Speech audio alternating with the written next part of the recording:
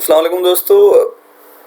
पहिरियां असां 20 trick पढ़ीसीं first video में 20 ट्रिक।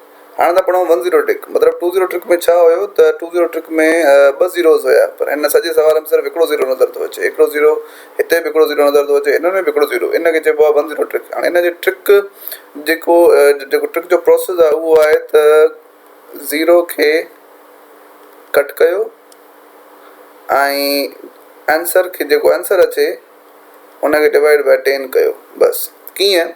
मतिलबु ज़ीरो कट थी वियो, जेको रिमेनिंग उन्हनि खे मल्टीप्लाई कयो, ॿिए 15 30, इन खे जेको जवाबु अचे उनखे वरी डिवाइड बाय 30 कयो। 10 × 30 जवाबु छा अची वियो? 3 जवाबु आयो हिन जो। कट द ज़ीरो, जेके रिमेनिंग बचनि उन्हनि खे मल्टीप्लाई कयो, 4 5 20, उन आंसर खे वरी 10 सां डिवाइड करे छॾियो त आंसर अची वियो हिन जो 2। हिते बि कट द ज़ीरो, जेको आंसर आयो उनखे छा कयो? 3 सां। हाणे 12 ऐं 3 मल्टीप्लाई थींदा, 3 ॿारो 36, जेको आंसर अचे उनखे डिवाइड बाय 10 कयो त हिन जो आंसर अची वियो 3.6। हाणे हीउ जेको आहे आंसर कीअं आयो?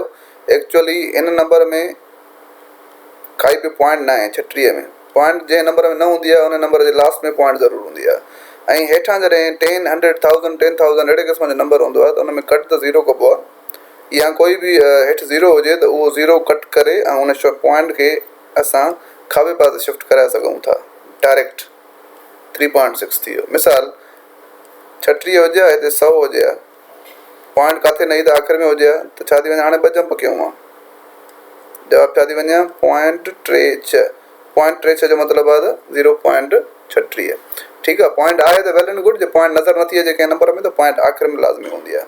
ऐं जेकॾहिं 36 हेठां 20 हुजे हा त पहिरियां कट द ज़ीरो कयूं आहे, हिन खे त कयूं आहे, पर वरी अॻे हली 3.6 खे ॿीहर असांखे करिणो पए हा 2 सां बि, छो त हिते ज़ीरो त वियो हले, 2 त बचो न।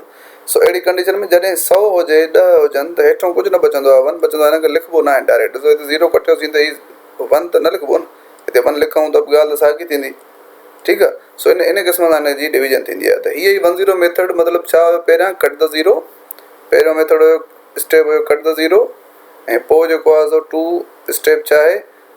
सेकेंड स्टेप त इहो आहे त जेके बचनि उनखे मल्टीप्लाई कयो। थर्ड स्टेप जेको आहे सो आंसर खे 10 सां डिवाइड करे छॾियो। उमेदु आहे तव्हांखे दोस्तों सम्झ में आई हूंदी ॻाल्हि। ऐं इन खां बाद में हाणे असां नो ज़ीरो मेथड कंदासीं।